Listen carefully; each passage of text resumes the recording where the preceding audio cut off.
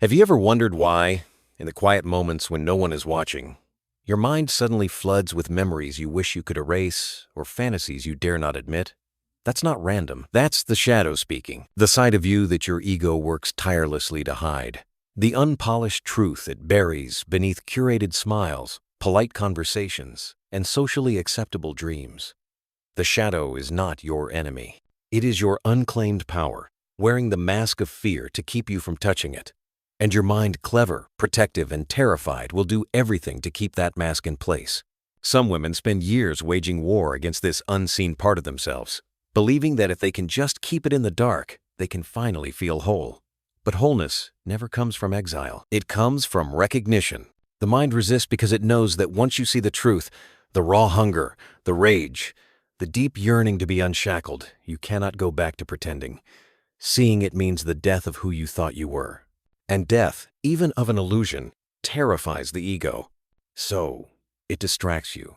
It fills your life with noise, relationships that drain you, goals that are not your own, endless scrolling, constant busyness. It whispers, stay comfortable, stay normal, stay acceptable. And if you obey, you begin to mistake survival for living. You shrink to fit the mold, forgetting that you were born to shatter it. But here's the paradox. The more you suppress the shadow, the more it leaks out sideways. It shows up in sudden bursts of envy toward another woman's beauty or freedom, in your attraction to people who are wrong for you but ignite something primal inside, in the way you self-sabotage just when life begins to open. These are not accidents, they are signals. They are the unconscious pounding on the locked door of your awareness, demanding to be let in. Jung understood this. What you deny controls you, and what you accept transforms you. A woman who refuses to see her shadow lives at the mercy of it, endlessly reacting, endlessly hurt, endlessly chasing worth in the eyes of those who cannot give it. But the woman who turns toward it, who says, "Show me what I've been afraid to know," steps into a power that frightens those who still live in the cage. You might think that embracing the shadow will make you cruel, reckless, unlikable. In truth, it makes you whole. For the first time, you stop splitting yourself into the good and bad parts, the acceptable and the forbidden. You realize you are not a fragile creature who must be liked to survive. You are the storm and the calm that follows. You are the fire and the hand that controls it. The mind will not make this easy. It will tempt you with comfort. It will feed you half-truths. It will warn you that if you stop performing, you will lose love. And maybe you will, but the love you lose will be the kind that demands you betray yourself to keep it. When you begin to see the shadow, you start filtering the world through truth rather than fear. You stop needing every man's approval, every friend's agreement, every stranger's validation. And here's the dangerous beauty of it. Once you taste that freedom, there is no untasting it. You start setting boundaries without apology. You start saying no without explaining. You stop bending into shapes to fit the expectations of people who do not even see you. You discover that love, respect, and desire, when they come, feel different when you are no longer starving for them. Because the one thing your mind doesn't want you to see is the one thing that will set you free. You have always been enough, even in the moments you thought you were too much. And yet, once the shadow is seen, a strange silence follows. It is not the silence of absence, but of recognition, as if a long-lost part of you has finally stepped out from the dark corner where you left her, eyes unblinking, waiting for you to remember. She is not weak. She does not beg. She has the gravity of a queen who has been patient far too long. This is when the ego begins its last stand. It tells you that this power you now feel is dangerous, that it will make you unlovable, that it will turn you into someone hard. But hardness is not the enemy. It is the shell that allows your true self to live unbroken in a world that will test you. Too many women have been taught that softness without boundaries is virtue, when in truth, it is erosion. The woman who embraces her shadow learns to walk a tightrope between the dark and the light. She does not deny her anger, she refines it into clarity. She does not bury her desire, she shapes it into purpose. She does not fear solitude, she understands it as the sanctuary where her voice is loudest. This balance is the alchemy the unawakened cannot comprehend, because they are still governed by their unclaimed pieces. The men who once pulled her into games of validation now sense a shift. They may accuse her of being difficult, intimidating, or too much. But what they truly mean is, she no longer dances for crumbs. She will not play the role of the endlessly pleasing, endlessly forgiving, endlessly self-sacrificing woman. That woman has died, and in her place stands someone who chooses connection over dependency, truth over harmony, and self-respect over approval. This transformation is not without grief. You may mourn the version of yourself who fit more neatly into the world's expectations.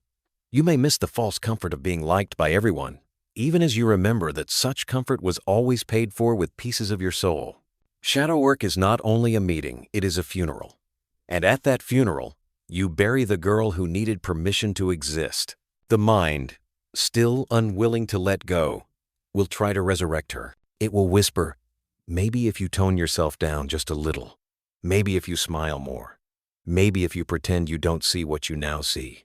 But once the veil has lifted, pretending becomes impossible. Your body will reject it. Your voice will falter. Your spirit will grow restless. And so, you begin to live in alignment. Not perfection, not constant strength, but alignment. The difference is subtle, yet seismic. You no longer measure your worth by the reactions of others. You begin to trust the gut feeling that tells you when something is off. You recognize manipulation not as flattery, but as an attempt to chain you. And you stop offering explanations to those who were never listening to understand. This is the territory where a woman becomes untouchable in the truest sense, not because no one can hurt her, but because she has learned that pain is not the end. She no longer fears the loss of things that require her self-betrayal to keep. She knows she can rebuild. She knows she can stand alone.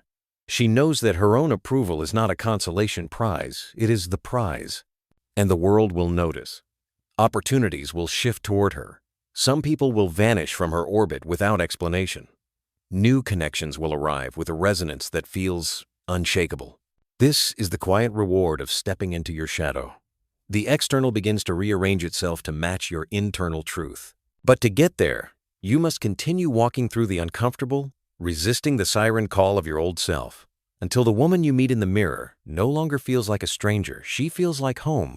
Home, in this sense, is not a place. It is a state of being that cannot be taken from you, even if every external comfort is stripped away. It is the knowledge that your worth is no longer up for negotiation. And yet, paradoxically, this inner anchoring makes you more open not to everyone, but to the right ones. Because when you are rooted in yourself, you are not afraid to be seen in full. This is where relationships take on a different texture. You no longer seek someone to complete you because you understand the danger in that word. Completion implies a missing piece, an emptiness that another person can both fill and threaten to take away. Instead, you look for resonance, a meeting of equals. And if a man arrives with charm, but no depth, with attention but no respect, with promises but no consistency, you recognize it for what it is, a mirage. The awakened woman is not immune to attraction. She can feel it sharply, sometimes inconveniently. But she has learned that not every spark deserves oxygen. She knows that lust can masquerade as destiny, that validation can mimic love, and that chaos can feel intoxicating when you have lived too long in starvation. The difference now is that she does not confuse the high for the truth. This discernment unsettles those who once thrived on her uncertainty. They may push harder, trying to provoke the old patterns, the flattered smile, the hesitant yes, the bending of boundaries in the name of love. But the shadow she has embraced now stands behind her like a guardian, whispering, "Remember who you are. Remember what it cost you to learn." And so, she becomes deliberate. She invests her time and her energy with precision. Friendships shift fewer in number, richer in depth. Conversations change, less small talk, more truth. Even her silences gain weight, because they are no longer born of fear but of choice. People begin to sense that when she speaks, it is because she has something worth saying. And when she is quiet, it is because she is not willing to dilute her essence for the sake of filling the air. The journey, however, is not without temptation. The world is skilled at seduction not only through romance, but through status, validation, and comfort. There will be offers that glitter, people who mirror your desires back to you without substance to hold them. Opportunities that seem perfect until you notice the fine print carved into your own dignity. And here is where the shadow serves its highest purpose. It reminds you of your hunger, yes, but it also warns you when the feast is poisoned. In Jungian thought, individuation, the process of becoming whole, is not a single moment, but an ongoing spiral. You circle back to old wounds from a higher vantage point. You meet familiar temptations with new strength. You face the same tests with deeper self-awareness. This is the quiet, relentless work of sovereignty. The Stoics knew this too. Marcus Aurelius wrote of the unshakable fortress within a place no insult, no betrayal, no loss can breach unless you open the gates yourself. For the awakened woman, the shadow is not a breach in that fortress. It is the hidden chamber that completes it. It holds the instincts, the fire, the unapologetic no that turns walls into protection rather than prison. And perhaps the greatest shift of all is this. She no longer sees her power as something to be proven. There is no need to flaunt it, no desire to convert others to her way of being.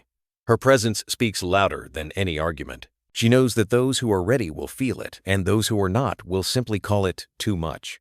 She can live with that, because too much is often the label given to women who refuse to make themselves small. It is the accusation hurled at those who have stopped filtering their existence through the comfort of others. And once you have seen the truth, too much begins to sound less like an insult and more like a confession that your presence reveals what others have not yet faced in themselves. This is where the deeper layers of shadow work begin. At first, it is about reclaiming the pieces you abandoned, the voice you silenced, the needs you dismissed, the boundaries you let dissolve. But soon you realize that the shadow holds not only your power, but also the wounds you would rather not feel. The grief for years spent betraying yourself. The rage at injustices you endured in silence. The shame planted in you by voices you mistook for truth. To face this is to bleed in your own hands, to hold the hurt without numbing it, without trying to rush past it. And here, many turn back, because wholeness sounds beautiful until you realize it requires standing in the fire without knowing how long it will burn. Yet, for the woman who endures, the fire becomes something else. It becomes a forge. Your pain is reshaped into wisdom.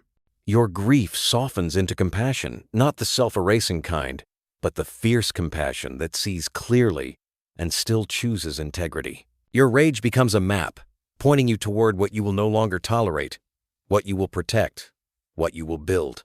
In this phase, you stop seeing others as purely villains or saints. You understand projection, how people cast their disowned parts onto those around them. You recognize when someone's criticism is simply their own shadow, unable to bear its reflection in you.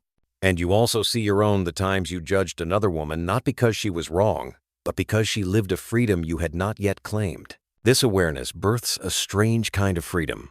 You no longer take every wound personally, yet you no longer excuse behavior that harms you. You can see the humanity in someone and still walk away without guilt. You can feel attraction without letting it override your boundaries. You can forgive without offering continued access to those who have shown they will misuse it. And here lies a truth the ego never wants you to discover. Detachment does not mean apathy. It means you care without clutching. You give without losing yourself. You can love someone deeply and still let them go if keeping them means betraying your own soul. The world may not celebrate this kind of woman. She will be called cold by those who cannot manipulate her, arrogant by those who cannot diminish her, selfish by those who benefited from her self-abandonment. But she will not be swayed, for she knows that a woman who respects herself is a rare force, and that force can be either magnetizing or terrifying, depending on who beholds it.